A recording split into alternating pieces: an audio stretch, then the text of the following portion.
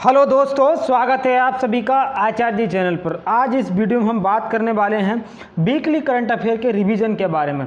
देखिए, मंडे से लेकर के सैटरडे तक हम जितना भी करंट अफेयर करते हैं उसका संडे को रिवीजन किया जाता है। तो 9 मई 2021 है आज, तो आज के करंट अफेयर का वीकली रिवीजन की हम बात करेंगे। देखो, यदि आप किसी भी मान लीजिए RRB, group D, NTPC, SSC या यूपी ट्रिपल एससी किसी भी ऐसे एग्जाम की तैयारी कर रहे हैं जिसमें आपका करंट अफेयर के साथ ही साथ स्टैटिक जीके का पोर्शन भी पूछा जाता है, तो ये क्लास आपके लिए अत्यंत महत्वपूर्ण साबित होने वाली है। तो इसीलिए इस क्लास को अंत तक आप देखिएगा। पूरा जो हमारा इस वीक का जो रिवीजन है उसको हम पूरा करने वाले हैं। तो पहले क्वेश्चन के साथ शुरुआत करेंगे। सबसे पहला क्वेश्चन हमारा यह है, हाल ही में किसने भारत में ऑक्सीजन से भरे कंटेनरों के शिपमेंट के लिए ऑपरेशन समुद्र सेतु 2 लॉन्च किया? तो मैं आपको बताऊं, ऑपरेशन समुद्र सेतु 2 जो है वो भारतीय नौसेना नेवी के द्वारा शुरू किया गया। इसमें था ये कि भारतीय नौसेना जो है, अब भारत में जो ऑक्सीजन की कमी चल रही है कोविड-19 के चलते, इसको पूर्ति करने के लिए जो भारत ने विदेशों से जो ऑक्सीजन मंगाई है उसको लेकर के भारतीय नौसेना के द्वारा ये ऑपरेशन चलाया गया इंडियन नेवी के द्वारा, तो ऑक्सीजन से भरे कंटेनरों को शिपमेंट के लिए। तो इसमें जो आईएनएस तलवार है हमारा, और काफ़ी जो ऑपरेशन जो हमारे जहाज़ हैं वो इसमें शामिल हुए हैं। इसके अलावा एक ऑपरेशन समुद्र सेतु चला था पिछले वर्ष, ओनली समुद्र सेतु। तो इसमें यह था कि जो विदेशों में फंसे हुए नागरिक थे भारत के, उनको निकालने के लिए, भारत वापस पहुंचाने के लिए ये ऑपरेशन समुद्र सेतु चलाया गया था। इसके बाद बात करेंगे नेक्स्ट क्वेश्चन की। हाल ही में भारत और रूस के बीच 2+2 मंत्री स्तरीय संवाद स्थापित करने के लिए सहमति हुई है। इसमें कौन कौन से मंत्री शामिल होते हैं? देखिए, 2+2 डायलॉग जो है इसमें दोनों तरफ के दो मंत्री शामिल होते हैं। तो इसमें विदेश मंत्री प्लस रक्षा मंत्री इसमें शामिल होते हैं। तो भारत की जो है अभी रूस के साथ जो है ये बैठक हुई है। तो ये भारत जो है इसको जो है जापान के साथ करता है, जापान के साथ ही साथ ऑस्ट्रेलिया के साथ इसको करता है, और साथ ही साथ यूएसए के साथ भी इसको 2+2 डायलॉग को करता है। देखो, इंडिया भी इसमें शामिल। तो इंडिया जो है, इंडिया, जापान, ऑस्ट्रेलिया और यूएसए, ये आपको पता है पूरे के पूरे क्वाड समूह के सदस्य हैं। तो गैर क्वाड समूह के सदस्य के साथ पहली बार रूस के साथ इस बैठक का आयोजन हुआ है। मैं आपको बता दूं, इसमें विदेश मंत्री और रक्षा मंत्री रहते हैं। भारत के विदेश मंत्री आपको पता ही है, जयशंकर जो हैं भारत के विदेश मंत्री हैं। साथ ही में रक्षा मंत्री जो हैं हमारे राजनाथ सिंह जी रक्षा मंत्री हैं। तो ये 2+2 डायलॉग का आयोजन हुआ है। ध्यान रखिएगा, क्वाड समूह। देखो, क्वाड समूह जो है एक मालाबार एक्सरसाइज होती है, मालाबार युद्ध अभ्यास, वो भी क्वाड समूह के जो देश सदस्य होते हैं उन्हीं के बीच होती है। ये भी ध्यान रखिएगा, मालाबार युद्ध अभ्यास। नेक्स्ट क्वेश्चन की बात करेंगे। हाल ही में किसने अग्रहार रिसर्च इंस्टीट्यूट के वैज्ञानिकों ने किसके साथ मिलकर सोयाबीन की अधिक उपज देने वाली और कीट प्रतिरोधी MACS 1407 विकसित किए? देखो, MACS 1407 ये एक नई किस्म है, ये सोयाबीन की एक नई किस्म है जो कि भारतीय कृषि अनुसंधान दिल्ली के द्वारा जो है विकसित की गई है। इसमें जो सोयाबीन की जो है, तो इसमें होगा ये कि जो उपज है वो ज़्यादा से ज़्यादा की जा सकेगी, इसमें जो प्रोडक्टिविटी है वो ज़्यादा मिलेगी, इसीलिए जो है ये MACS 1407 जो है विकसित की गई है। इसके अलावा DRDO के बारे में बता दूं, DRDO की जो स्थापना हुई थी वो 1958 में इसकी स्थापना हुई थी, और दिल्ली में इसका हेडक्वार्टर है, और G सतीश रेड्डी इसके अध्यक्ष हैं। इसके अलावा इसरो के बारे में आप जानते होंगे, 15 अगस्त 1969 को इसकी स्थापना हुई थी। बेंगलुरु में इसका हेडक्वार्टर है, K सिवान इसके अध्यक्ष हैं। नासा के बारे में बताऊँ, अमेरिकी अंतरिक्ष एजेंसी है, 1958 में इसकी स्थापना होती है। देखो, इससे रिलेटेड एक क्वेश्चन एग्जाम में ये पूछा जाता है कि नासा जो है, नासा की फुल फॉर्म क्या है? तो वो ध्यान रखिएगा, national aeronautics space administration. Space administration है, ध्यान रखिएगा, एजेंसी बिल्कुल भी नहीं है। तो एडमिनिस्ट्रेशन जो है इसकी फुल फॉर्म है। और अगर नासा के हालिया मिशन के बारे में बात करूं तो नासा ने जो है हाल ही में मंगल पर एक अपना रोवर भेजा है, परसिवरेंस रोवर।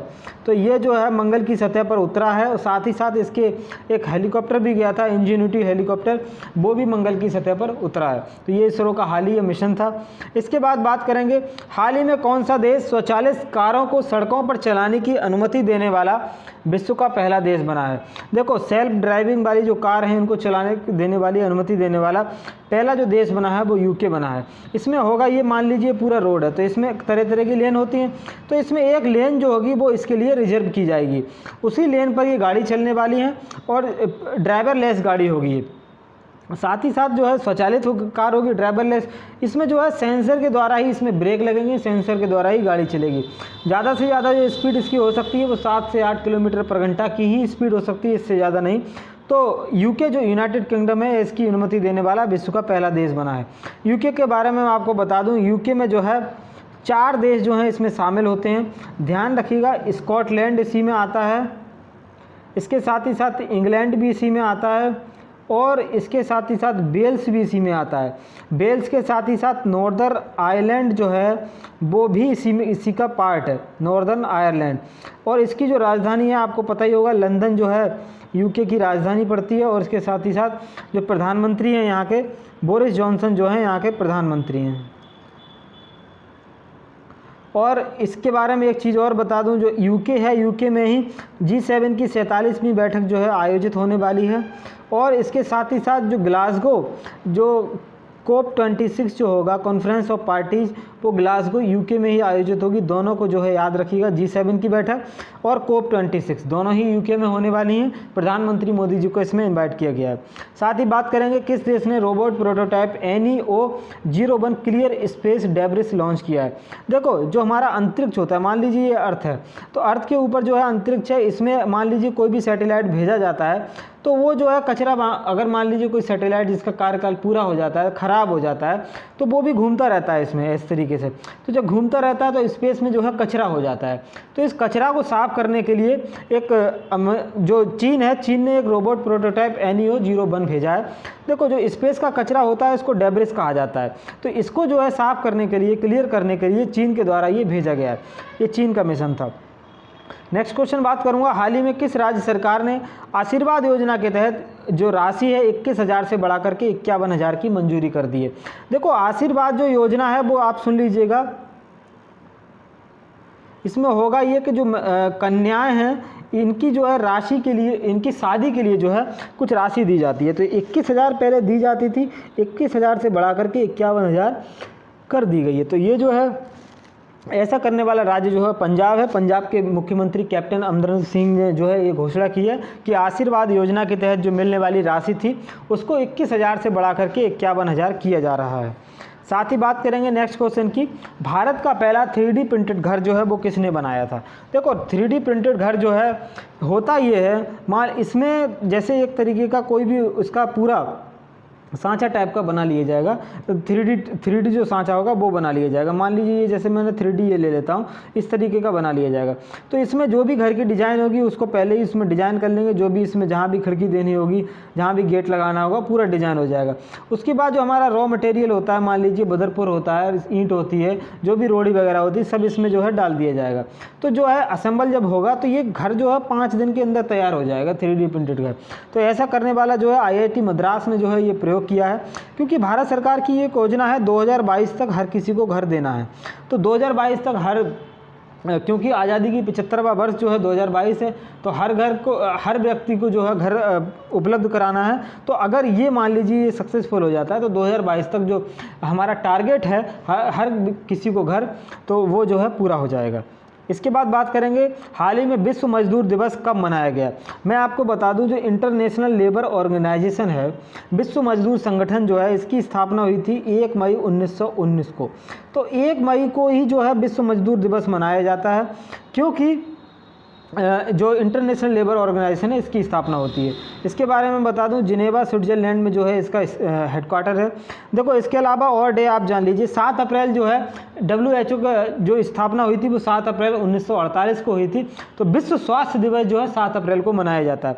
22 मई को विश्व जैव विविधता दिवस मनाया जाता है और 1 जून को जो है वर्ल्ड मिल्क डे मनाया जाता है, विश्व दुग्ध दिवस। देखो, राष्ट्रीय दुग्ध दिवस कब मनाया जाता है वो भी आप समझ लीजिए, 26 नवंबर को जो है नेशनल मिल्क डे मनाया जाता है। इस दिन एक डे और मनाया जाता है, वो ध्यान रखिएगा, बहुत ही इंपॉर्टेंट है। संविधान दिवस 26 नवंबर को ही मनाया जाता है। 26 नवंबर को क्यों मनाया जाता है? क्योंकि 26 नवंबर 1949 को भारत का संविधान बनकर के तैयार हो गया था, इसीलिए जो है इस दिन संविधान दिवस मनाया जाता है। और 26 नवंबर को दुग्ध दिवस क्यों मनाया जाता है? क्योंकि इसी दिन जो है भारत के जो मिल्क मैन है वर्गीज कुरियन, इनका जन्मदिन होता है। नेक्स्ट क्वेश्चन बात करेंगे, हाल ही में टाइम मैगजीन की वर्ष 2021 की 100 सबसे प्रभावशाली कंपनियों में किन भारतीय कंपनी को शामिल किया गया है? देखो, टाइम मैगजीन में 2021 की जो 100 प्रभावशाली कंपनियां हैं, इसमें भारत की 2 कंपनियां बायजूस और जियो दोनों को ही शामिल किया गया। तो जो डी ऑप्शन है वो एकदम सही आंसर है। 100 जो प्रभावशाली कंपनियां हैं इनमें इसको शामिल किया गया है।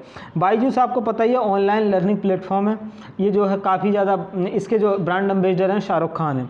और जियो जो है, जियो दंदनादन 4G जब से लेकर के आया है, भारत में एक तरीके का जो है टेक्निकल रिवॉल्यूशन आ चुका है। भारत में एक तरीके का डेटा को लेकर के जो रिवॉल्यूशन लेकर के आया, तो जियो जो है काफ़ी ऊपर उठ चुका है, टेलीकॉम कंपनी है। तो दोनों को ही जो है टाइम मैगजीन की वर्ष 2021 की 100 सबसे प्रभावशाली कंपनियों में जो है शामिल किया गया है। इसके बाद बात करेंगे नेक्स्ट क्वेश्चन की, हाल ही में अमिताभ चौधरी को 3 साल के लिए फिर से किस बैंक के प्रबंध निर्देशक और मुख्य कार्यकारी अधिकारी MD एंड CEO बनाने की मंजूरी दी गई है? तो मैं आपको बताऊँ, जो मुख्य कार्यकारी अधिकारी हैं अमिताभ चौधरी, ध्यान रखिएगा, अमिताभ चौधरी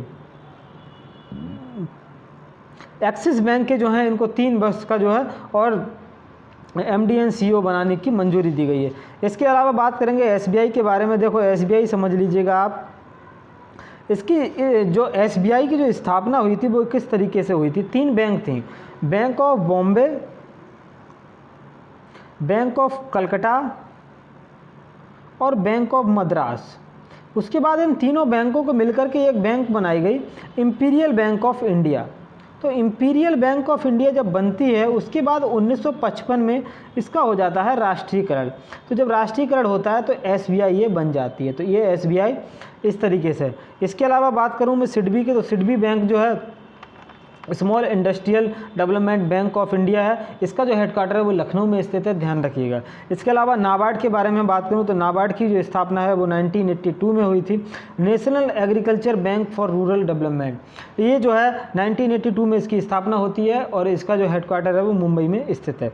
इसके बाद बात करेंगे, भारत के विदेश मंत्री G7 की विदेश मंत्रियों की बैठक में शिरकत करेंगे। G7 की 2021 की 47वीं बैठक कहाँ आयोजित होगी? जैसा कि मैंने अभी पिछले कुछ क्वेश्चन में बताया था कि G7 की 47वीं बैठक कहाँ होने वाली है। सबसे पहले मैं बता दूं आपको G7 क्या है। देखो, इसकी जब स्थापना हुई थी तो G8 के रूप में इसकी स्थापना हुई थी 1997 में। इसके बाद 2014 में जो है रूस इससे रूस जाता है। जब रूस जाता है तो इसके बाद इसका जो है केवल G7 रह गया। इसके जो देश के सदस्य हैं वो आप बता देता हूँ, आप ध्यान रखिएगा, गर्लफ्रेंड को जूस पिला दीजिएगा, आपको जो है इस ट्रिक से आपको जो देश सदस्य हैं वो ध्यान रहेंगे। जी से आपका जर्मनी, एफ से फ्रांस हो जाता है, जापान हो जाता है, USA, इटली, कनाडा और इंग्लैंड। 7 देश इसके सदस्य हैं G7 के, ध्यान रखिएगा। और इसकी जो 47वीं बैठक आयोजित होने वाली है वो मैं आपको बता दूँ, 47वीं बैठक यूनाइटेड किंगडम में आयोजित होने वाली है। इसके अलावा G20 भी आप जानते होंगे। G20 जो है, G20 की 2020 की जो आपातकालीन बैठक हुई थी वो सऊदी अरबिया में आयोजित हुई थी। इसकी G20 के बारे में एक बात ध्यान रखिएगा, 2023 में इसकी बैठक भारत में आयोजित होने वाली है। काफ़ी इंपॉर्टेंट क्वेश्चन है। नेक्स्ट क्वेश्चन बात करेंगे, विश्व स्वास्थ्य संगठन ने मॉडर्ना कोविड-19 टीके के आपातकाल उपयोग को स्वीकृति दे दी। WHO का मुख्यालय जो है कहाँ स्थित है? पहले आप समझिए, मॉडर्ना जो कोविड-19 वैक्सीन है ये कहाँ से, किसने बनाई है? ये USA के द्वारा जो है ये वैक्सीन बनाई गई है। इसके आपातकालीन उपयोग को जो है स्वीकृति दी गई है। देखो, वैक्सीन कोई भी हो, पूरी तरीके से ट्रायल जो है वो किसी भी वैक्सीन का नहीं हुआ है, सभी का जो है आपातकालीन उपयोग की स्वीकृति ही दी गई है। तो WHO के बारे में आपको बता दूं तो सुनिएगा ज़रा, 7 अप्रैल 1948 को जो है WHO की स्थापना होती है और 7 अप्रैल को ही विश्व स्वास्थ्य दिवस भी मनाया जाता है। और इसका जो हेडक्वार्टर है वो जिनेवा, स्विट्ज़रलैंड में इसका हेडक्वार्टर स्थित है। और जो टेड्रोस एडनॉम है वो इसके अध्यक्ष हैं। और साथ ही साथ इसके जो CEO पहले बने हैं वो ध्यान रखिएगा, अनिल सोनी जो हैं वो इसके पहले CEO हैं। ध्यान रखिएगा, जिनेवा, स्विट्जरलैंड WHO का हेडक्वार्टर स्थित है। नेक्स्ट क्वेश्चन बात करेंगे, हाल ही में 5 राज्यों में चुनाव आयोग ने चुनाव संपन्न कराए। चुनाव आयोग की स्थापना कब हुई थी? पहले तो आप मुझे ये बताइए, जो चुनाव आयोग था जिसमें 5 राज्यों में जो चुनाव संपन्न कराए हैं उनके नाम क्या क्या हैं। तो मैं आपको बता दूं, वेस्ट बंगाल में चुनाव संपन्न हुए हैं, इसी के साथ ही साथ असम में चुनाव संपन्न हुए हैं। 5 राज्यों में 4 तो राज्य हैं पूर्ण और 1 केंद्र शासित प्रदेश है। साथ ही साथ केरला है, इसमें केरला शामिल है। केरला के साथ ही साथ तमिलनाडु है और पुडुचेरी जो है। 5 इसमें राज्य हैं, 5 में जो है चुनाव संपन्न हो चुके हैं। चुनाव का रिजल्ट भी आ चुका है, 2 मई 2021 को रिजल्ट आ गया था। पश्चिम बंगाल में आपको पता ही है, ममता बनर्जी ने तीसरी बार मुख्यमंत्री पद की शपथ ले ली है। टीएमसी पार्टी को यहाँ पर पूर्ण बहुमत मिल चुका है। असम के बारे में बात करें, भाजपा को यहाँ पर पूर्ण बहुमत मिला है, भाजपा की सरकार यहाँ बनने वाली है। देखो तमिलनाडु में जो है के स्टालिन, इन्होंने यहाँ पर मुख्यमंत्री पद की भी शपथ ले ली है। पुडुचेरी में भी जो है शपथ हो चुकी है, 30 यहाँ पर सीटें हैं, यहाँ भी जो है एनडीए का गठबंधन काम कर गया है। केरला में जो है अभी शपथ लेना बाकी है। तो चुनाव आयोग के बारे में जान लीजिएगा। चुनाव आयोग की जो स्थापना हुई थी वो 25 जनवरी 1950 को जो है चुनाव आयोग की स्थापना होती है। देखो भाग 15 जो संविधान का है उसमें अनुच्छेद नंबर 324 है, उसमें जो है चुनाव आयोग के बारे में लिखा गया है। चुनाव आयोग जो है एक संवैधानिक निकाय है, संविधान के द्वारा इसकी स्थापना हुई है। तो ये जो है काफ़ी पावरफुल निकाय है। देखो जब भी मान लीजिए जैसे लोकसभा का चुनाव होता है, तो लोकसभा के चुनाव से पहले ही जब आचार संहिता लग जाती है तब पूरा जो कंट्रोल होता है वो चुनाव आयोग के हाथ में आ जाता है। तब जो है प्रधानमंत्री पद से भी ज़्यादा, प्रधानमंत्री कोई भी अगर मंत्री हो, मुख्यमंत्री भी हो, तो सबसे ज़्यादा पावर जो होती है वो चुनाव आयोग की होती है, क्योंकि उस वक्त जो भी आदेश दिया जाता है वो चुनाव आयोग का आदेश माना जाता है। तो जो चुनाव आयोग की स्थापना हुई थी 25 जनवरी 1950 को हुई थी। देखो सबसे पहला चुनाव कब हुआ था भारत में, आम चुनाव की बात कर रहा हूँ जो कि लोकसभा का, वो 1950-51 में जो है पहला चुनाव हुआ था। तभी जो है भारत की पहली सरकार चुनी गई थी। पंडित जवाहरलाल नेहरू भारत के पहले प्रधानमंत्री बने थे। इसके अलावा इलेक्शन कमीशन ऑफ इंडिया की बात करेंगे तो हाल ही में जो चीफ इलेक्शन कमिश्नर हैं वो सुशील चंद्रा जो हैं चीफ इलेक्शन कमिश्नर हैं, ये आप जानते होंगे, अभी जो बने हैं। इनसे पहले जो थे वो सुनील अरोड़ा इसके चीफ इलेक्शन कमिश्नर थे। देखो पहले जो सीईसी थे वो सुकुमार सेन थे, ये आप ध्यान रखिएगा। सुकुमार सेन पहले मुख्य चुनाव आयोग थे। तो मैंने आपको बताया 25 जनवरी 1950 को इसकी स्थापना हुई थी। 25 जनवरी को ही राष्ट्रीय मतदाता दिवस जो है मनाया जाता है। नेक्स्ट क्वेश्चन की बात करेंगे। हाल ही में पत्रकारों से एक फ्रंट लाइन कोविड योद्धा जो है किस राज्य ने जो है घोषित किया है। देखो पत्रकारों को जो है फ्रंट लाइन कोविड योद्धा जो है वो अगर घोषित किया है तो वो उड़ीसा राज्य ने इनको घोषित किया है। देखो पत्रकार भी फ्रंट लाइन पर जो है काम कर रहे हैं और 100 पत्रकारों से ज़्यादा कोविड-19 के चलते जो है इनकी डेथ हो चुकी है। तो इसको लेकर के उड़ीसा सरकार ने जो है एक योजना जो है लागू की है, जिसमें जो है पत्रकारों को फ्रंट लाइन कोविड योद्धा घोषित किया गया है। देखो फ्रंट लाइन जो कोविड योद्धा होते हैं उनको जो है वैक्सीन के पहले चरण में ही वैक्सीन दे दी जाती है। तो जो पत्रकार होंगे इनको भी पहले ही चरण में वैक्सीन दे दी जाएगी। इनका बीमा भी, यदि किसी पत्रकार की कार्य के दौरान मृत्यु हो जाती है तो उसको जो है उसके परिवार को बीमा भी उपलब्ध कराया जाएगा। ऐसी योजना उड़ीसा के द्वारा शुरू की गई है। उड़ीसा की जो राजधानी है वो भुवनेश्वर में जो है इसकी राजधानी है। साथ ही साथ याद रखिएगा यहाँ के जो सीएम है वो नवीन पटनायक यहाँ के सीएम है। उड़ीसा में एक जो राउरकेला एक स्टील प्लांट है, iron and steel plant Rourkela, जो कि जर्मनी की सहायता से लगाया गया था, ध्यान रखिएगा। नेक्स्ट क्वेश्चन बात करेंगे। हाल ही में सिखों के गुरु तेग बहादुर जी का 400वां पर्व मनाया गया। ये कौन से नंबर के गुरु थे? देखो जो तेग बहादुर जी थे वो 90 नंबर के इनके गुरु थे। 400वां इनका पर्व मनाया गया। पहले गुरु जी थे वो गुरु नानक देव जो थे सिखों के पहले गुरु थे, और इनका जो है 2019 में 550वां पर्व जो है वो मनाया गया था। तो ये ध्यान रखिएगा, 90 नंबर के जो गुरु थे वो गुरु तेग बहादुर जी थे। इसके अलावा बीते दिनों चर्चा में रहा लाग दी ओमर फेस्टिवल किस देश से संबंधित है? देखो इजराइल के एक संत हैं, तो संत के सम्मान में जो है ये फेस्टिवल मनाया जाता है। तो इसमें ये चर्चा में इसीलिए रहा क्योंकि इसमें मच गई थी भगदड़। तो जब भगदड़ मच गई तो इसमें महिलाओं और बच्चों की काफ़ी लोगों की जान चली गई थी, इसीलिए चर्चा में रहा लाग दी ओमर फेस्टिवल। तो इजराइल में जो है ये संबंधित है। हाल ही में उत्तरी अटलांटिक संधि जो है नाटो ने किस देश में डिफेंडर यूरोप 21 संयुक्त सैन्य अभ्यास शुरू किया है? देखो नाटो जो है नॉर्थ अटलांटिक ट्रीटी ऑर्गेनाइजेशन, इसका जो निर्माण हुआ था, जो संयुक्त जो USSR है, इसको तोड़ने के लिए जो इसका जो है निर्माण हुआ था। मतलब कोई भी नाटो के जो देश सदस्य होते हैं इनका ये मतलब होता है, जो भी नाटो का सदस्य है, अगर नाटो के किसी भी सदस्य पर जो है हमला कर दिया जाएगा तो वो जो है पूरी जो संस्था है नाटो के पूरे उस पर हमला माना जाता है। तो इसीलिए इसकी जो है स्थापना की गई थी। तो डिफेंडर यूरोप 21 जो संयुक्त अभ्यास है वो अल्बानिया में किया जा रहा है। इसके बाद बात करेंगे हाल ही में किसने वैश्विक वन लक्ष्य report global forest goals report 2021 जारी की है? तो फॉरेस्ट जो गोल्स रिपोर्ट है यूनाइटेड नेशन के द्वारा जारी की गई है, इसमें ये कहा गया है कि 25% जो जनसंख्या है वो वनों पर जो है निर्भर है, क्योंकि वनों का होना जो है सर्वाधिक जरूरी है। क्योंकि यदि मान लीजिए बायोडाइवर्सिटी नहीं होगी, आपको पता है हाल ही में कितनी ऑक्सीजन की कमी आ रही है, तो वनों का जो है क्षरण हो रहा है। तो इसीलिए जो है ग्लोबल फॉरेस्ट गोल्स जो रिपोर्ट है यूनाइटेड नेशन के द्वारा जारी की गई। यूनाइटेड नेशन के बारे में बता दूं आपको, 24 अक्टूबर 1945 को इसकी स्थापना होती है और न्यूयॉर्क सिटी में इसका हेडक्वार्टर स्थित है। और जो इसके महासचिव हैं अभी वो एंटोनियो गुटेरेस इसके महासचिव हैं।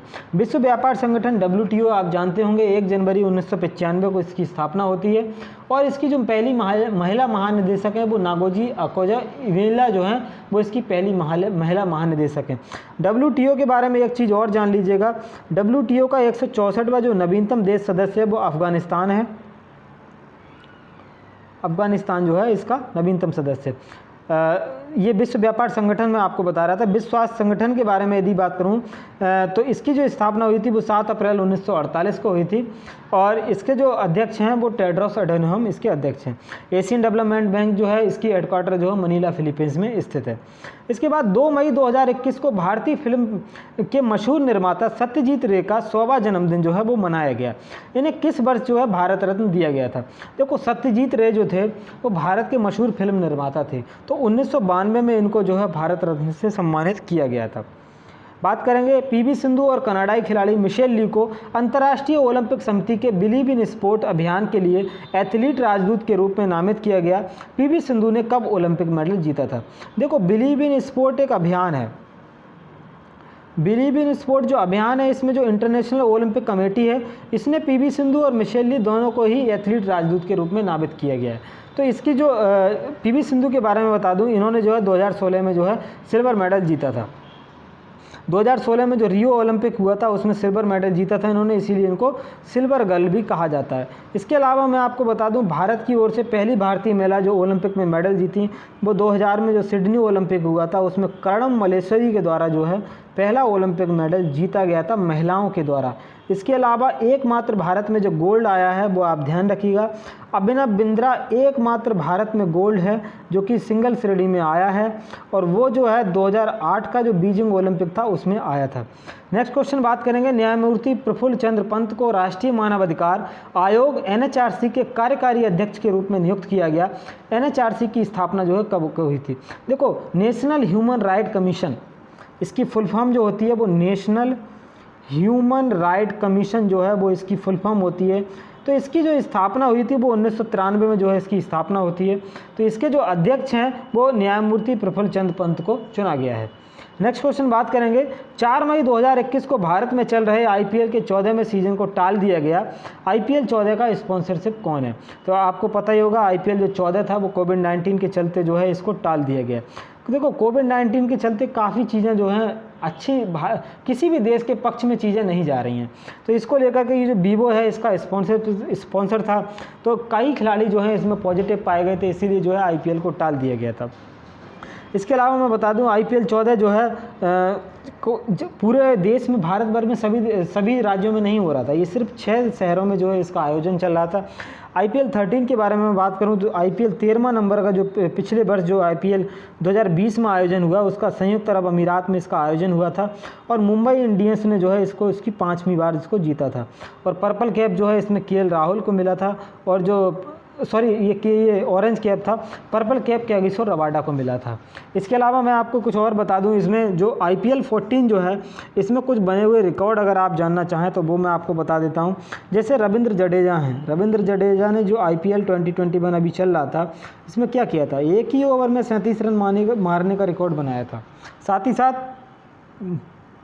विराट कोहली ने 6000 रन पूरे किए IPL में, इसी IPL में जो है इन्होंने पूरे किए हैं। ये काफ़ी इंपॉर्टेंट क्वेश्चन हो जाता है। दिल्ली में आयोजित होने वाले एशियाई मुक्केबाजी चैंपियनशिप 2021 को हाल ही में कहाँ स्थानांतरित कर दिया गया? देखो ये जो एशियाई मुक्केबाजी चैंपियनशिप थी दिल्ली में आयोजित होने वाली थी, दिल्ली में पता है आपको कोविड-19 के चलते जो है लॉकडाउन लगा दिया गया है, तो दिल्ली से ये जो है UAE संयुक्त अरब अमीरात में इसको स्थानांतरित कर दिया गया। देखो जो T20 विश्व कप भारत में होने वाला है इसको भी UAE में ही कराने को लेकर के भी बात चल रही है कि हो सकता है कि संयुक्त अरब अमीरात में ही इसका आयोजन कराया जाए। इसके बाद बात करेंगे हाल ही में किस राज्य ने वर्ष 2021-22 में 2.08 लाख नल जल कलेक्शन प्रदान करने की योजना बनाई है। देखो, जब 2019 में ये नई सरकार बनी थी तब इन्होंने जो है एक नया मंत्रालय बनाया था, जल शक्ति मंत्रालय, जिसके जो थे गजेंद्र सिंह शेखावत जो थे वो इसके मंत्री बनाए गए। पहले मंत्री जो थे वो यही बने थे। तो इनका मिशन ये है कि 2024 तक जो है हर घर जल हमको पहुंचा देना है। तो हर घर जल पहुंचाने का इनका लक्ष्य है।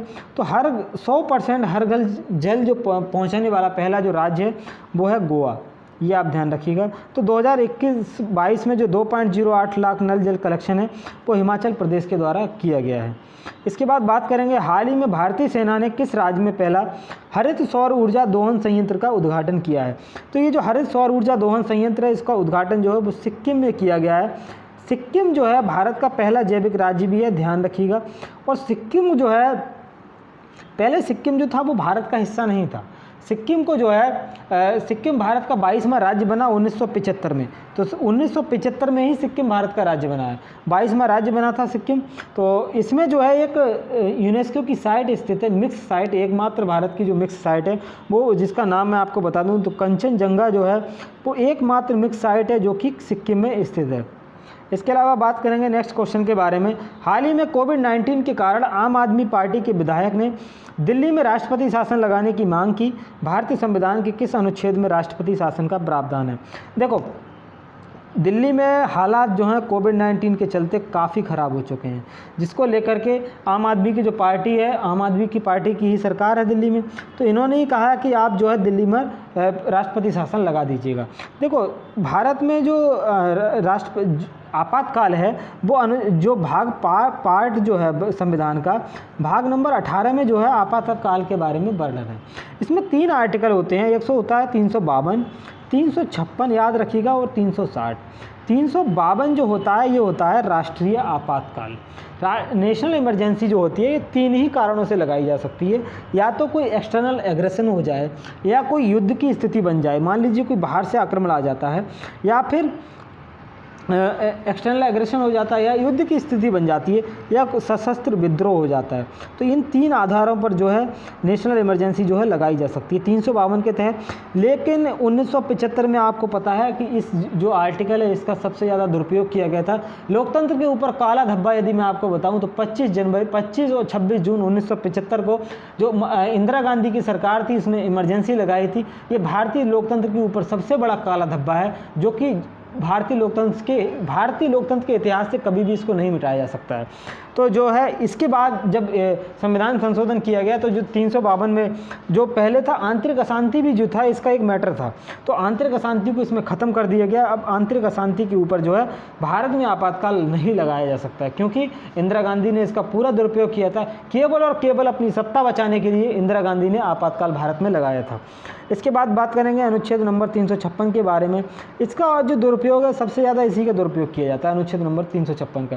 जब संविधान बना था तो डॉक्टर भीमराव अंबेडकर का ये कहना था कि इस जो अनुच्छेद है इसका कम से कम उपयोग किया जाना चाहिए, लेकिन सबसे ज़्यादा उपयोग जो है इसी अनुच्छेद का किया जाता है 356 का। देखो, कहीं भी कोई समस्या होती है किसी भी राज्य में तुरंत राष्ट्रपति शासन लगा दिया जाता है, राष्ट्रपति शासन लगा देते हैं अनुच्छेद 356 के तहत। जैसे आपको याद होगा जब जम्मू कश्मीर में धारा 370 हटाई जानी थी तब क्या था, वहाँ पर राष्ट्रपति शासन ही था, सत्यपाल मलिक वहाँ के गवर्नर थे। तो ये जो होता है राष्ट्रपति शासन लगा देते हैं, तो इसमें जो है उस वक्त जो मुखिया हो जाते हैं वो जो वहाँ का, यदि मान लीजिए राज्य होगा तो राज्य में राज्यपाल जो सरकार का मुखिया बन जाएगा, यदि मान लीजिए कोई केंद्र शासित प्रदेश है तो वहाँ का जो उपराज्यपाल होगा वो सरकार को चलाएगा। इसके अलावा एक और इमरजेंसी होती है, वो होती है 360, अनुच्छेद नंबर 360। तो इसमें जो लगता है वो वित्तीय आपातकाल लगता है। तो वित्तीय आपातकाल मैं आपको बता दूँ भारत में अभी तक नहीं लगा है, वित्तीय आपातकाल जो है अभी तक भारत में नहीं लगा है, लेकिन जो अनुच्छेद 356 है ये लगाया जा चुका है और अनुच्छेद 352 का भी उपयोग किया जा चुका है। इसके बाद बात करेंगे हाल ही में कौन सा देश नेट जीरो प्रोड्यूसर फोरम में शामिल हुआ है। पहले आप समझिए नेट जीरो प्रोड्यूसर फोरम क्या होती है। तो मैं आपको बता दूं, जैसे कार्बन इमिशन होता है तो कार्बन एक तरफ इमिशन होता है, मान लीजिए कोई भी देश है कार्बन इमिशन तो करता ही करता है।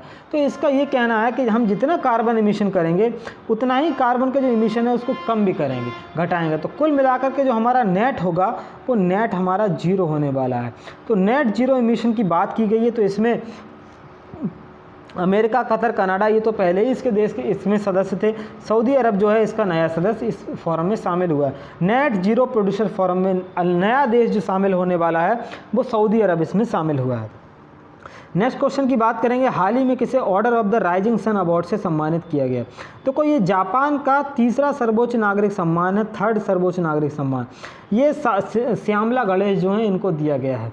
जापान के बारे में आप जानते होंगे, टोक्यो जो है यहाँ की राजधानी है और येन जो है यहाँ की करेंसी है। देखो यहाँ के जो पीएम है वो योशिहिदे सुगा जो हैं वो यहाँ के प्रधानमंत्री हैं। शिंजो अबे जो हैं यहाँ के पूर्व प्रधानमंत्री थे।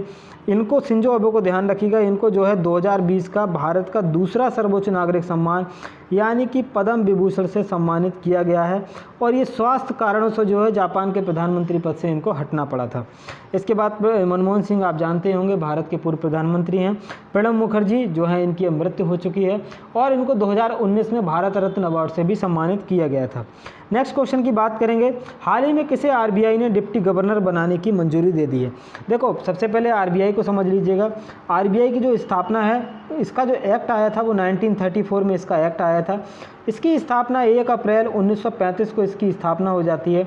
तो जब इसकी स्थापना हुई तो ऑसबॉर्न जो स्मिथ थे वो इसके पहले जो है अध्यक्ष बनते, पहले जो बने वो ऑसबॉर्न स्मिथ बने। इसके बाद होता क्या है, 1 जनवरी 1949 को जो है आरबीआई का हो जाता है राष्ट्रीयकरण। तो पहले भारतीय जो गवर्नर बने आरबीआई के वो बने सीडी देशमुख।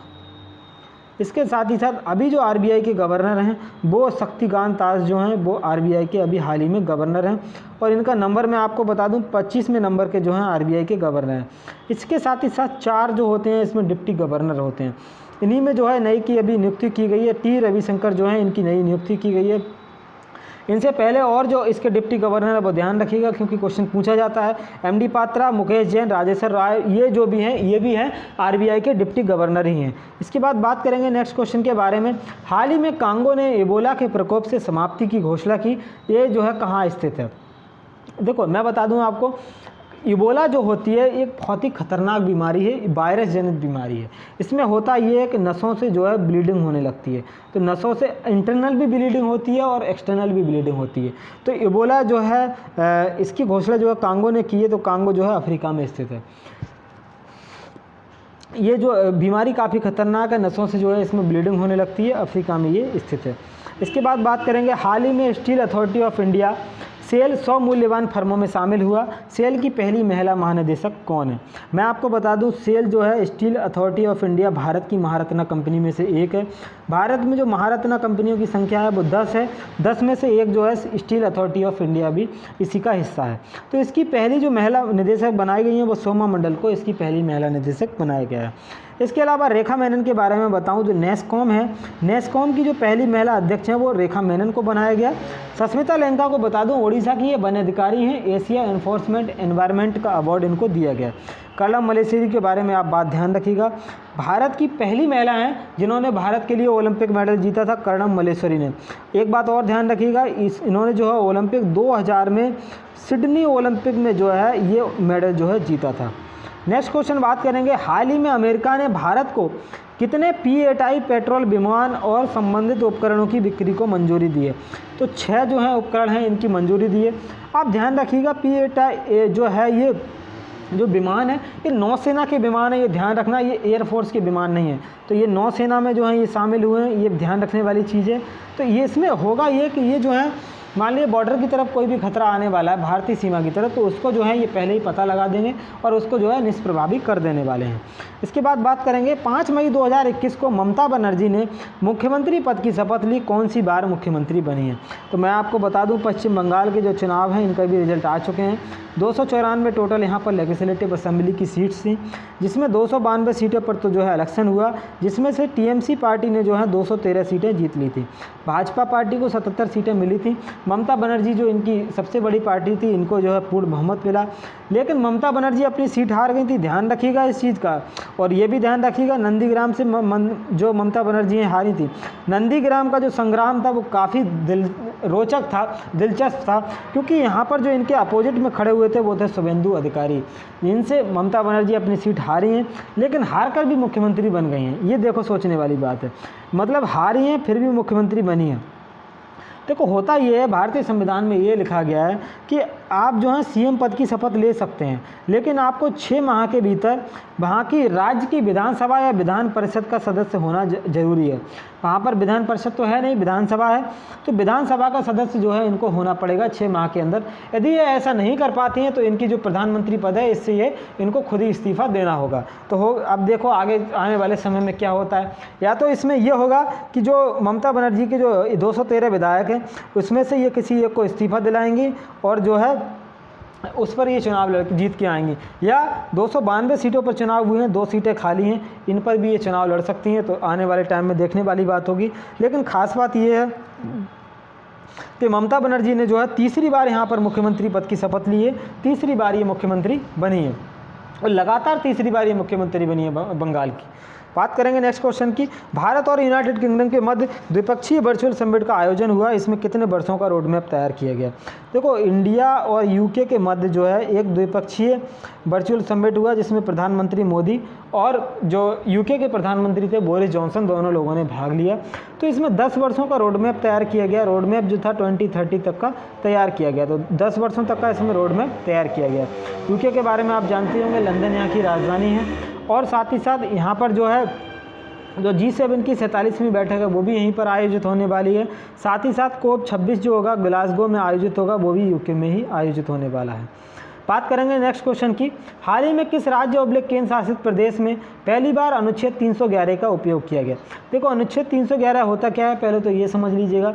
इसमें मान लीजिए कोई भी व्यक्ति है, उसका पद को अगर घटाना है, पद की मतलब उसकी अगर किसी की भी रैंक घटानी है या उसको पद से हटाना है, बर्खास्त करना है, तो ये सब जो है अनुच्छेद 311 के तहत किया जा सकता है। तो इसका जो है पहली बार जम्मू कश्मीर में उपयोग किया गया है। इसमें जो एक टीचर थे यहाँ पर, वो जो है देश विरोधी गतिविधियों में संलिप्त पाए गए, इसीलिए जो है यहाँ के जो जम्मू कश्मीर के जो उपराज्यपाल हैं मनोज सिन्हा, इन्होंने इसका उपयोग किया है। देखो जम्मू कश्मीर के बारे में आपको पता ही होगा ये क्या हुआ था जम्मू कश्मीर में। धारा 370 यहाँ पर लगी हुई थी। तो 31 अक्टूबर 2019 को जम्मू कश्मीर 2 भागों में बट गया।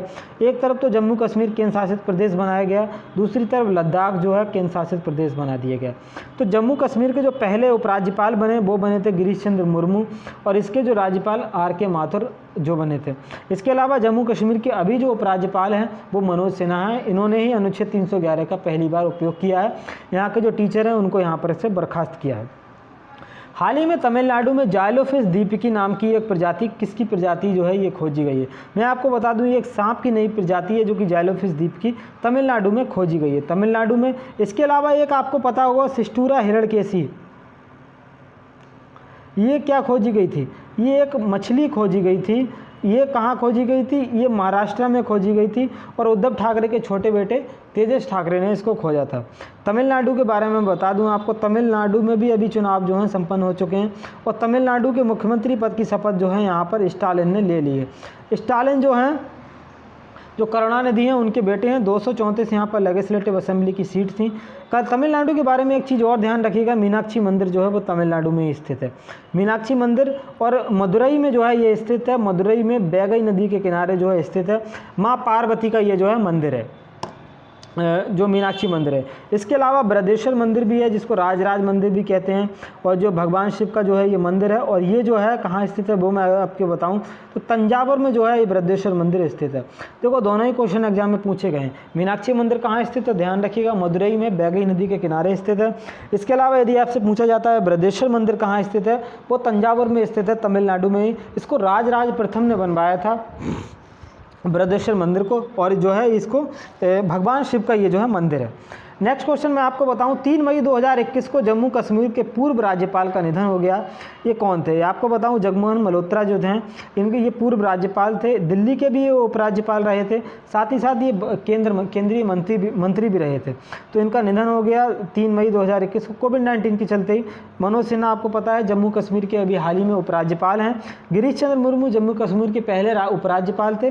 साथ ही साथ अभी जो भारत के CAG हैं, कंट्रोलर एंड ऑडिटर जनरल, 14वें नंबर के CAG ये अभी बनाए गए हैं। देखो R.K. माथुर लद्दाख के उपराज्यपाल हैं। नेक्स्ट क्वेश्चन बात करूंगा, हाल ही बीते दिनों चर्चा में रहा तियानहे अंतरिक्ष स्टेशन किस देश से संबंधित है। देखो चाइना ने एक इंटरनेशनल स्पेस स्टेशन भेजा था। इसमें जो है इसलिए जो है आउट ऑफ कंट्रोल हो चुका है, ये अपना कंट्रोल खो चुका है, तो ये पृथ्वी की ओर जो है वापस आ रहा है। तो ये जो है काफ़ी जो है तेज़ी से पृथ्वी की ओर वापस आ रहा है। ये जहाँ भी टकराएगा वहाँ विनाश ही करेगा। चाइना की आपको पता ही है, चाइना जो है पूरे विश्व को कोई भी ढंग की चीज़ नहीं दे रहा है, विनाश की चीज़ें ही दे रहा है। पिछले वर्ष क्या किया है इसने, कोविड-19 फैला दिया, अब जो है ये तियान्हे रॉकेट छोड़ दिया है। तो ये जो है चाइना एक तरीके से विनाश के रास्ते पर चल चुका है। तो चाइना जो है इससे ये संबंधित है। इसके अलावा बात करूंगा 3 मई 2021 को एम्स के डायरेक्टर ने बताया कि सीटी स्कैन करवाने से कैंसर का खतरा बढ़ जाता है। सीटी स्कैन की खोज जो है वो किसने की थी, मैं आपको बता दूं गॉरफ्रेड जो हॉसफील्ड हैं इनके द्वारा इसकी खोज की गई थी। जो एम्स के डायरेक्टर हैं रणदीप गुलेरिया, इनके द्वारा ये बताया गया। देखो सीटी स्कैन जो होता है इसमें जो है सीटी स्कैन जो होता है इसमें जो कैंसर का खतरा है लगभग 200% ज़्यादा बढ़ जाता है। तो इसीलिए हो ये रहा है, जैसे कोविड-19 है, कोविड-19 में होता क्या है, हमारे जो फेफड़े हैं फेफड़ों में इन्फेक्शन हो जाता है, क्योंकि ब्रीदिंग में समस्या है। तो फेफड़ों को लोग क्या करते हैं, सीटी स्कैन करवा लेते हैं कि फेफड़ों में इन्फेक्शन है या नहीं पता लगाने के लिए। तो इससे जो है सीटी स्कैन से कैंसर का खतरा और ज़्यादा बढ़ रहा है। इसीलिए इन्होंने ये सलाह दी है कि आप सिर्फ और सिर्फ इमरजेंसी के केस में ही सीटी स्कैन करवाइएगा, वरना जो है सीटी स्कैन नहीं करवाइएगा। तो ये इनका कहना है। इसके अलावा बात करें मैं अगला क्वेश्चन, हाल ही में ताइवान द्वारा कोविड-19 महामारी का मुकाबला करने के लिए मदद की गई ताइवान की जो राजधानी है वो कहाँ पर स्थित है, ये आपको मुझे बताना है। देखो ताइवान के बारे में बता दूं, ताइवान पर जो है चाइना अपना अधिकार पूरा दर्शाता है ताइवान के ऊपर, लेकिन ये जो है ताइवान एक अपने आप में खुद ही अपने आप को स्वतंत्र देश मानता है। ताइवान की जो राजधानी है बीजिंग जो है यहाँ की ताइवान की राजधानी है। तो इसके में जो है कोविड-19 महामारी का मुकाबला करने के लिए मदद की पेशकश की गई है। ताइवान के बारे में एक चीज़ और ध्यान रखिएगा, एशिया की 5वीं सबसे बड़ी इकोनॉमी है। बीजिंग चाइना की राजधानी है, फिलीपींस मनीला की राजधानी है, ताशकंद जो है उज्बेकिस्तान की राजधानी है। इसके अलावा मैं बता दूं आपको, फिलीपींस में जो है केंद्रीय चावल अनुसंधान जो है मनीला फिलीपींस में ही स्थित है। भारत में कृषि मंत्रालय ने खरीफ की फसल के लिए योजना तैयार की है। भारत के कृषि मंत्री कौन हैं, मैं आपको बता दूं नरेंद्र सिंह तोमर जो हैं ये कृषि मंत्री हैं। इनका ये कहना है कि जो खरीफ की फसल है इसमें हम ज़्यादा से ज़्यादा पैदावार करें, इसके लिए जो है इन्होंने एक योजना तैयार की है। देखो खरीफ की फसल जो है अब इनकी बुआई होने वाली है, मई जून में इनकी बुआई होगी और जो है अक्टूबर नवंबर में ये फसल काटी जाती है। तो धान होता है जो हमारा, चावल है, ये सब जो चीज़ें धान है, चावल है, गन्ना है, ये सब जो है हमारे खरीफ की फसल के अंदर आते हैं। और रबी की फसल के बारे में आपको मैं बताऊं तो रबी की फसल जो है जैसे गेहूं है, गेहूं जो है रबी के अंदर आता है। तो इसमें रबी की फसल अगर मैं आपको बता दूं तो जैसे चना हो जाता है हमारा, चना है, राई है और मटर है, गेहूं है, जौ है और सरसों है और आलू है, ये सब जो हैं रबी की फसल के अंदर आते हैं। और जो जायद की फसल होती है वो होती है नकदी फसल, जैसे खीरा, ककड़ी, फल सब्जी, बागवानी फसलें, ये सब जो होती हैं नकदी फसलों के अंदर, ये जो हैं जायद की फसलों के अंदर आती हैं। इसके बाद बात करेंगे हाल ही में ग्लोबल रिपोर्ट फूड क्राइसिस, 2 बार लिखा है, फूड क्राइसिस 2021 जारी की गई, ये किसकी संस्था है, तो मैं आपको बता दूं ये जो संस्था है वो यूरोपियन यूनियन की संस्था है। इसमें ये कहा गया है कि जो ग्लोबल जो फूड क्राइसिस है वो बढ़ता ही जा रहा है, क्योंकि जो 2020 में 40 मिलियन लोग जो हैं भुखमरी के कारण, भुखमरी जो है 40 मिलियन लोग जो हैं इससे प्रभावित हुए हैं। इसके अलावा ये जो है 24 मिलियन 2019 के मुकाबले ज़्यादा हैं, ये ध्यान रखने वाली बात है। इसके साथ ही साथ मैं आपको बता दूं जो ग्लोबल है हंगर इंडेक्स है, इसमें भारत की रैंक भी काफ़ी ख़राब है, क्योंकि हम लोग जितना खाना उपयोग में नहीं लेते हैं उससे ज़्यादा जो है खाना वेस्ट कर देते हैं। जो एक एम्प्टी प्लेट एक अभियान चलाया था चाइना के द्वारा, इसमें जो है ये कहा गया था मान लीजिए आपकी प्लेट है तो यदि आप खाना खाते हैं तो उसके बाद खाने के बाद आपकी प्लेट जो खाली होनी चाहिए, यदि आप ऐसा नहीं करते हैं तो आपके ऊपर जुर्माना लगाया जाएगा। तो यूरोपियन यूनियन के द्वारा जो है स्थापना ये स्टार्ट किया गया। विश्व बैंक के बारे में बता देता हूँ आपको, देखिए वर्ल्ड बैंक और IMF दोनों को समझ लीजिएगा ये क्या है। वर्ल्ड बैंक और IMF जो है 1944 में हुआ ये था कि ब्रेटन वुड सम्मेलन हुआ था। तो ब्रेटन वुड सम्मेलन में ही जो है इन दोनों की जो है स्थापना होती है। 1944 में होता है ये, 1945 में जो है इसकी स्थापना हो जाती है। वॉशिंगटन DC में जो है इसका हेडक्वार्टर स्थित है। और IMF वर्ल्ड बैंक के बारे में बताऊं तो वर्ल्ड बैंक के जो अध्यक्ष हैं वो डेविड मलपास जो हैं वर्ल्ड बैंक के अध्यक्ष हैं। इसके अलावा IMF के बारे में बात करूं, हेडक्वार्टर दोनों का ही वाशिंगटन DC में स्थित है। क्रिस्टीना जॉर्जीवा जो हैं IMF की अध्यक्ष हैं और इसमें जो चीफ इकोनॉमिस्ट हैं वो भारतीय हैं, गीता गोपीनाथ, ध्यान रखने वाली चीज़ है। इसके अलावा बात करेंगे G20 भी इसमें चौथा ऑप्शन है। इसके बारे में बता दूं, G20 की 2020 की आपातकालीन बैठक कहाँ हुई थी? सऊदी अरब में हुई थी। उसके साथ ही साथ एक चीज़ ध्यान रखने वाली इसमें ये है, G20 की 2023 की बैठक जो है वो इंडिया में आयोजित होने वाली है। सबसे ज़्यादा इंपॉर्टेंट क्वेश्चन है। नेक्स्ट क्वेश्चन बात करेंगे, हाल ही में आईसीसी द्वारा टेस्ट रैंकिंग जारी की गई, इसमें प्रथम स्थान पर कौन सा खिलाड़ी आया है? सबसे पहले आईसीसी के बारे में जान लीजिएगा। 1909 में इसकी स्थापना हुई थी और दुबई में जो है इसका हेडक्वार्टर स्थित है। साथ ही साथ ग्रेग बर्कले जो हैं वो इसके अध्यक्ष हैं और मनु सोनी जो हैं वो इसके सीईओ हैं।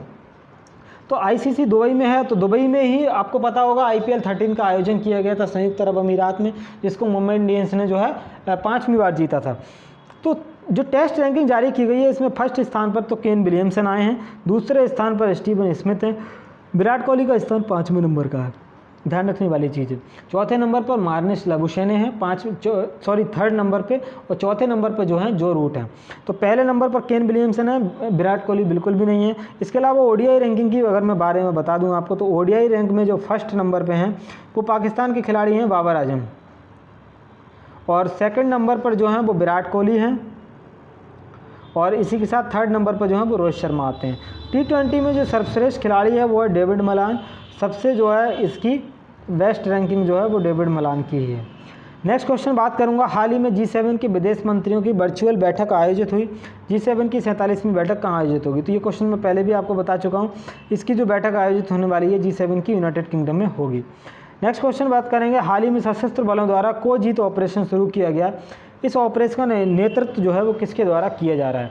देखो, कोजीत जो ऑपरेशन है, जैसे भारत में जो कोविड-19 जैसे पाँव पसार रहा है, इसके साथ साथ हो क्या रहा है, अगर मान लीजिए कोई भी कोविड-19 की रिपोर्ट जो है पॉजिटिव आ जाती है, तो वो व्यक्ति जो है आधा तो वैसे ही डिप्रेशन में चला जाता है। निगेटिविटी वो इसको नकारात्मक इतना ज़्यादा घेर लेती है कि वो जो है उसकी मानसिक स्थिति बहुत ज़्यादा ख़राब हो जाती है।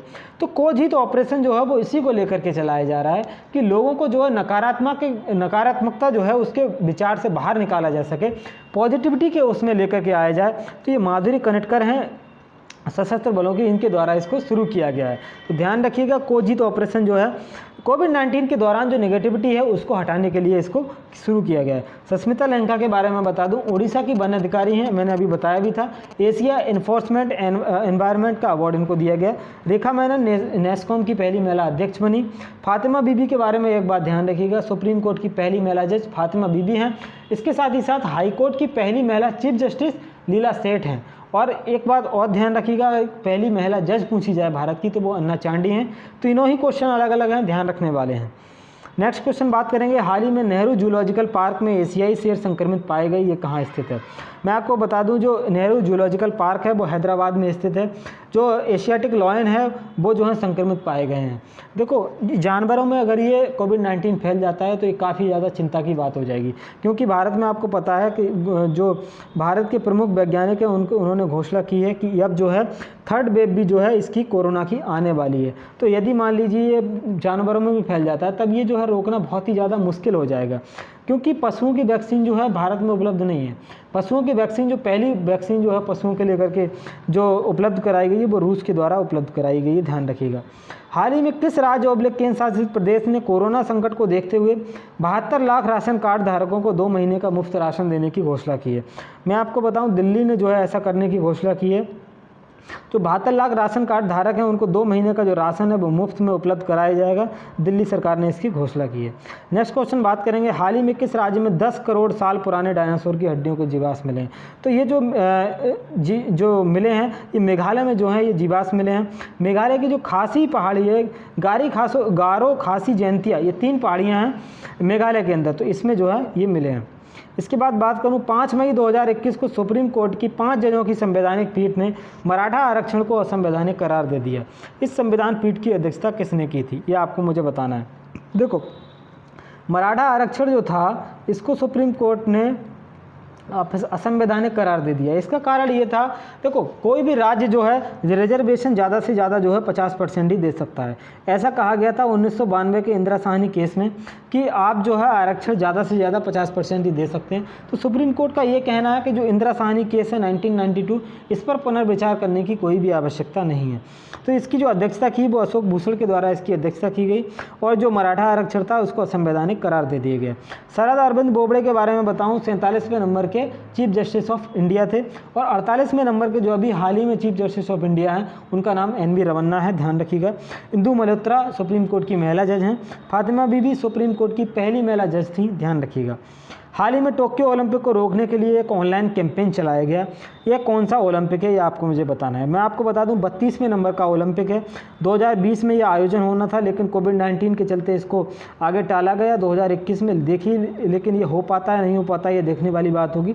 32वें नंबर का ओलंपिक है, ध्यान रखिएगा। 2024 का जो ओलंपिक होने वाला है वो पेरिस के फ्रांस में जो है इसका आयोजन होगा और 2028 का जो होगा लॉस एंजल्स LA में इसका आयोजन होगा। एक बार और बता दूं, लॉस एंजलिस 2028 का जो ओलंपिक है इसमें BCCI ने यह अनुमति दी है कि भारतीय क्रिकेट जो है इसको भी इसमें शामिल किया जाएगा। लेकिन इसमें BCCI ने एक शर्त रखी है कि जो हमारी टीम होगी वो BCCI के ही अंडर खेलेगी। ऐसा नहीं है कि वो इंडिविजुअली जाके खेले, BCCI के अंडर ही खेलने वाली है। ऐसी अगर ये शर्त मान लेता है ओलंपिक कमेटी तो ये जो है भारतीय क्रिकेट को भी 2028 में आप देख सकते हैं जो क्रिकेट खेलते हुए। इसके बाद बात करेंगे 8 मई 2021 को PM Modi European union council की बैठक में भाग लेंगे। इसकी अध्यक्षता जो है किस देश के द्वारा होने वाली है तो आपको पता ही है ये पुर्तगाल के द्वारा जो है यूरोपियन यूनियन की अध्यक्षता होगी। तो यूरोपियन यूनियन जो है 28-1 जो 27 जो हैं इसमें देश सदस्य बचे हैं।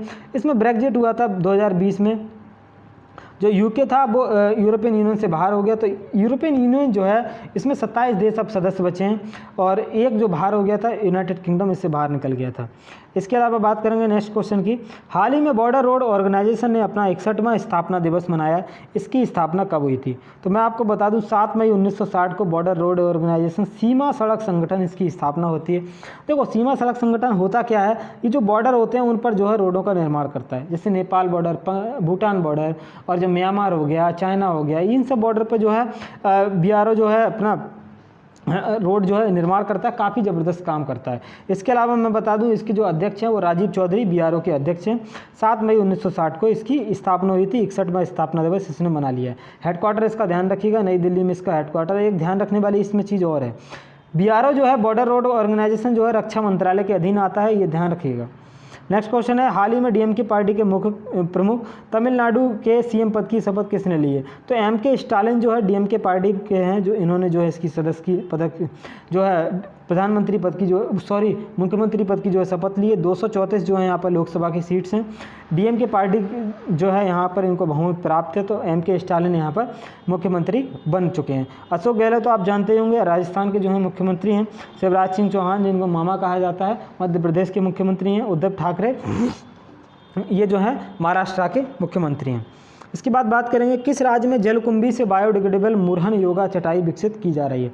मैं आपको बता दूं जो जल होता है, जल में जलकुंभी हो जाती हैं। जलकुंभी आपने देखी होंगी ग्रीन कलर की हो जाती हैं, काफ़ी ज़्यादा फैल जाती हैं। जो जल में पोषक तत्व होते हैं सबको ख़त्म कर देती हैं और जो और भी अगर मान लीजिए कोई फसल है तो उसको भी नष्ट कर देती हैं। तो एक तरीके की समस्या है। इसको जो असम की कुछ लड़कियां हैं उन्होंने मिलकर के ये किया है कि इससे एक बायोडिग्रेडेबल चटाई का निर्माण किया है। तो ये जो है पर्यावरण के अनुकूल भी रहेगी। तो जो समस्या थी उसको उन्होंने संपदा में कन्वर्ट कर दिया है। तो ऐसा करने वाली जो है असम के द्वारा ऐसा किया गया। असम के बारे में आप जानते होंगे दिसपुर जो है यहाँ की राजधानी है और इसके साथ ही साथ असम में भी अभी चुनाव जो है संपन्न हुए हैं। 126 यहाँ पर लोकसभा की सीट्स थी जिसमें भाजपा पार्टी यहाँ पर बहुमत के साथ आ चुकी है। इसके अलावा यहाँ ध्यान रखिएगा काजीरंगा जो नेशनल पार्क है वो यहीं पर स्थित है। काजीरंगा नेशनल पार्क में ही एक सींग वाला गैंडा पाया जाता है, ध्यान रखिएगा। इसके साथ ही साथ और नेशनल पार्क यदि मैं आपको बताना चाहूँ तो काजीरंगा, मानस, नामेरी, ओरंग और डिब्रू साइखोवा। डिब्रू साइखोवा क्यों जो है चर्चा में रहा इसके बारे में भी बता देता हूँ आपको। देखो डिब्रू साइखोवा जो नेशनल पार्क है यहाँ पर जो है मंदारिन बतख लगभग 100 वर्षों के बाद जो है दोबारा देखी गई, इसीलिए जो है डिब्रू साइखोवा चर्चा में रहा। हाल ही में कैसे यूनेस्को गिल्डरेन केनो वर्ल्ड प्रेस फ्रीडम प्राइज जो अवार्ड है वो दिया गया है। मैं आपको बता दूं जो यूनेस्को के द्वारा जो वर्ल्ड प्रेस फ्रीडम का अवार्ड है वो मारिया रेसा को दिया गया है। इसके अलावा मैं बताऊं जो वर्ल्ड प्रेस फ्रीडम इंडेक्स है जो अभी हाल ही में जारी हुआ था, इसमें भारत की जो रैंक थी वो 142वीं थी। तो 142वीं भारत की रैंक है। इसके अलावा मैं आपको बता दूं 156 में जो है इसकी रैंक है। इसको जारी कौन करता है? रिपोर्टर्स विदाउट बॉर्डर एक संस्था है, वो उसके द्वारा इसको जारी किया जाता है। इसके बाद नेक्स्ट क्वेश्चन की बात करेंगे। हाल ही में राष्ट्रीय लोकदल के अध्यक्ष एवं किस पूर्व केंद्रीय मंत्री का कोरोना की वजह से निधन हो गया? तो मैं आपको बता दूं चौधरी अजीत सिंह जो है आरएलडी के अध्यक्ष थे और पूर्व केंद्रीय मंत्री भी थे, इनका जो है निधन हो चुका है। इनके साथ ही साथ रामविलास पासवान, इनका भी निधन हो गया था। ये जो खाद्य एवं प्रसंस्करण मंत्री जो थे वो रामविलास पासवान थे। इनके साथ ही साथ चेतन चौहान जो थे वो यूपी में मंत्री थे, इनका भी कोरोना की वजह से ही निधन हुआ। लालजी टंडन जो थे वो एमपी के राज्यपाल थे, इनका भी जो है निधन हो चुका है। लालजी टंडन एमपी के राज्यपाल थे, तो एमपी के राज्यपाल हाल ही में जो अभी जो हैं तो यूपी की राज्यपाल हैं आनंदीबेन पटेल, उनको अतिरिक्त प्रभार जो है सौंप दिया गया है। इसके बाद नेक्स्ट क्वेश्चन की बात करेंगे। अक्सर चर्चा में रहने वाला पार्कर सोलर प्रोब मिशन किस अंतरिक्ष एजेंसी द्वारा लॉन्च किया गया था? तो मैं आपको बता दूं नासा के द्वारा जो है इसको लॉन्च किया गया था। सूर्य का अध्ययन करने के लिए जो है मिशन जो है लॉन्च किया गया। इसरो जो है आपको पता है, नासा जो है अमेरिकी अंतरिक्ष एजेंसी है, साथ ही साथ इसरो जो है भारतीय अंतरिक्ष एजेंसी है, इंडियन स्पेस रिसर्च ऑर्गेनाइजेशन। ध्यान रखिएगा 15 अगस्त 1969 को इसकी स्थापना हुई थी। बेंगलुरु कर्नाटक में इसका हेडक्वार्टर स्थित है। देखो भारत में अंतरिक्ष विज्ञान के जो जनक थे वो डॉक्टर विक्रम साराभाई जी थे। इनके द्वारा भारत में अंतरिक्ष प्रोग्राम की शुरुआत की गई और जो है भारत का पहला जो रॉकेट था 1975 में आर्यभट्ट नाम से जो है भारत का पहला रॉकेट लॉन्च किया गया था, लेकिन इसको जो है रूस की सहायता से लॉन्च किया गया था। भारत का पहला स्वदेशी रॉकेट जो था SLV-3 के द्वारा रोहिणी जो श्रृंखला थी 1980 में पहला रॉकेट जो है स्वदेशी लॉन्च किया गया था। जाक्सा के बारे में बता दूं जापान की जो है स्पेस एजेंसी है। रोस्कॉसमॉस रूस की स्पेस एजेंसी है। इसके बाद हाल ही में centre for monitoring Indian economy द्वारा जारी आंकड़ों के अनुसार देश में सर्वाधिक बेरोजगारी किस राज्य में? आपको पता ही है, राज्य की बात छोड़िए, पूरे देश में बेरोजगारी की पूरी भरमार समस्या है। देखो जो सरकारी फॉर्म होते हैं, फॉर्म आते हैं, एग्ज़ाम नहीं होता है, एग्ज़ाम होता है तो रिजल्ट नहीं आता, रिजल्ट आ जाता है तो ज्वाइनिंग नहीं मिलती है। समस्या भारत में यही है कि पूरी जो है भर्ती की प्रक्रिया ही पूरी नहीं होती है। एसएससी का हाल बुरा है, बहुत ही बुरा हाल अगर मैं बात बताना चाहूँ तो एसएससी का है। एसएससी का कोई भी एग्ज़ाम जो है क्लियर नहीं होता, 2017 का एसएससी भी पड़ा हुआ है। तो ये जो चीज़ें हैं भारत में नौकरी को लेकर के कोई भी एक तरीके का सिस्टम नहीं बनाया गया है। तो ये जो है बेरोजगारी की समस्या भारत में सबसे बड़ी है और ये जो सरकार है ये इसको गंभीरता से भी नहीं लेती है। तो ये जो है पूरी समस्या है। मैं आपको बता दूं इसमें नंबर 1 पे जो है हरियाणा है, हरियाणा के बाद दूसरे नंबर पर जो है राजस्थान है और तीसरे नंबर पर इसमें दिल्ली आता है। अगला क्वेश्चन बात करूंगा, हाल ही में देश का पहला ड्राइविंग वैक्सीनेशन सेंटर का उद्घाटन कहाँ किया गया? तो इसका मैं बता दूं मुंबई में इसका उद्घाटन जो है किया गया था। देखो इसमें होगा ये कि आप जो है अपनी कार से जाइए और कार ही में बैठे रहिए, उसी में वैक्सीन लगवाइए और घर आ जाइए। ये जो है ड्राइविंग वैक्सीनेशन सेंटर है, मुंबई में इसका उद्घाटन किया गया है। और इसके अलावा यदि मान लीजिए आपके पास कार नहीं है तो महाराष्ट्र सरकार आपको कार उपलब्ध कराएगी, कार से भेजेगी और आपको वैक्सीन लगवा के घर भेज दिया जाएगा। तो देश का पहला ड्राइविंग वैक्सीनेशन सेंटर जो है मुंबई में उद्घाटन किया गया। इसके साथ ही साथ मैं आपको बता दूं भारत में वैक्सीनेशन की स्थिति क्या है। भारत में जो वैक्सीनेशन स्टार्ट हुआ था वो 16 जनवरी 2021 में भारत में वैक्सीनेशन स्टार्ट हो गया था। साथ ही साथ पहला जो टीका था वो मनीष कुमार को लगा था, आपको पता होगा, दिल्ली एम्स के ये सफाई कर्मचारी हैं।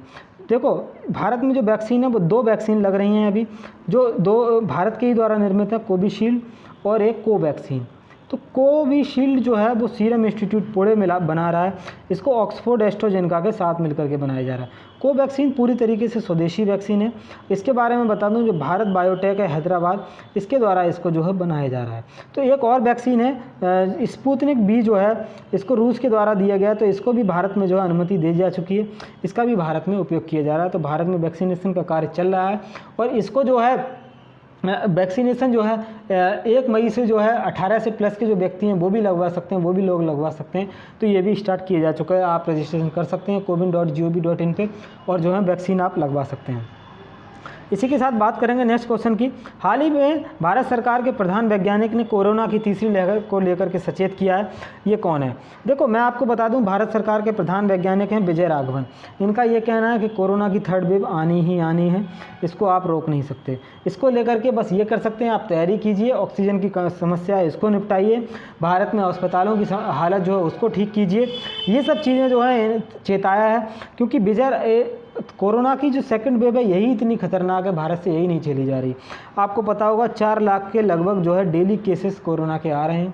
कोरोना की स्थिति भारत में बिगड़ती जा रही है। 2020 में भारत की इतनी बुरी स्थिति नहीं थी, लेकिन जो 2021 है इसमें भारत की कोरोना के कारण काफ़ी स्थिति ख़राब है।